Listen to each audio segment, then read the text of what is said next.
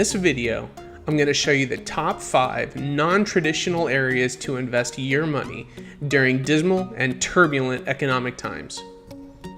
If you find our videos helpful and informative, please subscribe to our channel by clicking the subscribe link below or at the end of the video, and share these videos with your friends and your family through email, text, social media, or whatever other means you find the easiest to get information to those you care about.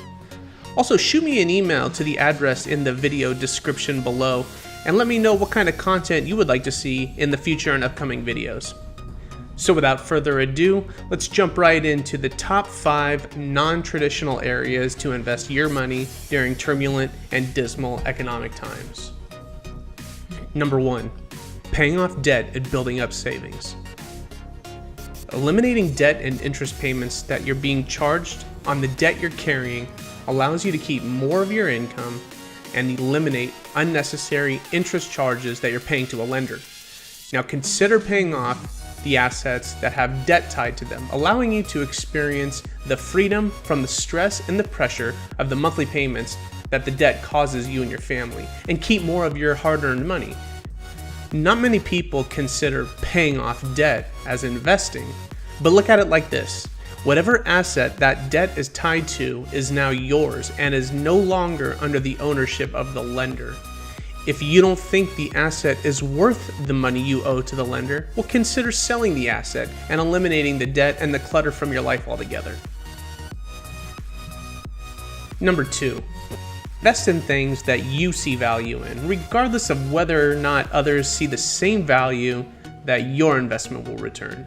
This would include things like home improvements, painting in a home, landscape, or other repairs that will increase your home's valuation.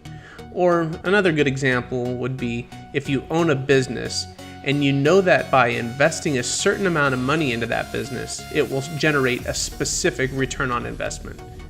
Very few people will see the same investment opportunity in circumstances like this.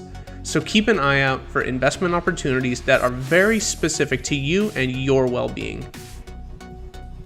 Number 3, invest in anything that makes you more self-sufficient. This investment releases you from the dependency on other people or systems and will see a return of your money at some point in the future. This will allow you to depend less on a specific amount of monthly income and transfer that dependency to what you're investing in. An example of this would be any sort of alternative energy like wind or solar systems, or maybe some sort of independent water collection methods like a well or rain retention. Or start a garden that produces food that you can eat or resell. Maybe it's investing in land or real estate. Or investing in assets that have immediate tangible value, like precious metals, gasoline, seeds, or anything else that carries a value that both you and those you love see value in. Number 4. Individual assets like stocks and bonds that represent a financially stable company or industry that you believe will weather various financial circumstances that may lie right ahead. Now, the reason I say individual stocks and bonds is to eliminate mutual funds, because you have no control over how these funds operate and which companies the managers will invest in. You're basically at the mercy of the fund's managers and what they perceive to be beneficial. With individual stocks and bonds, you can pick and choose companies that have a strong financial stature and which you believe to be capable of weathering certain economic environments that may or may not lie right ahead of us.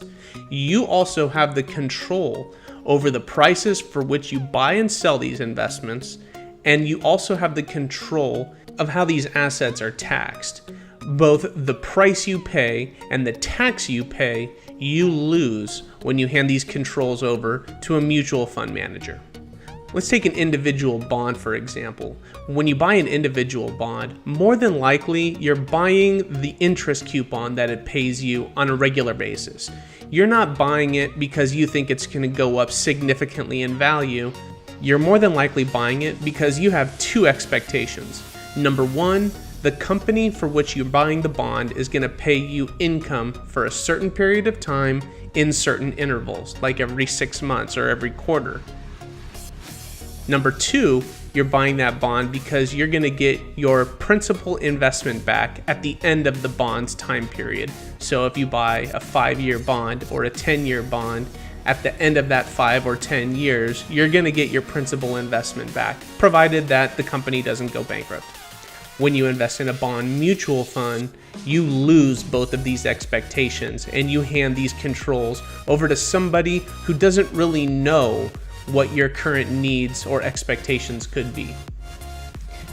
And finally, number 5, none of this makes any sense or is going to help you or your family if you're not making sure that you and your family are protected by adequate insurance protections. You should always make plans to protect your family's standard of living so that during any catastrophe, neither you nor your family have to depend on others to meet your financial obligations or provide for their basic necessities. Trust me, you'd rather have it and not need it, because if you need it when you don't have it, you probably won't qualify for it, nor will you have the income or the budget to afford it. Now, the 4 top pieces of insurance that I would recommend always reviewing and staying on top of are your life insurance, your disability insurance, health insurance, and your property and casualty insurance. Now, these 4 I don't recommend in that particular order. You need to evaluate which of these insurance contracts are going to be the most beneficial and have the most impact to you and your family. For example, with life insurance, you really should care about how much and how long your insurance lasts if you love somebody or owe somebody money. If they depend on your income or depend on you to repay a debt, you should own and evaluate your life insurance regularly. Number 2, disability insurance. If you or someone else depends on your income, and if in some sort of catastrophe your income were to stop or decrease, you need to evaluate your disability insurance and make sure that there's protection measures in place. Number 3, your health insurance.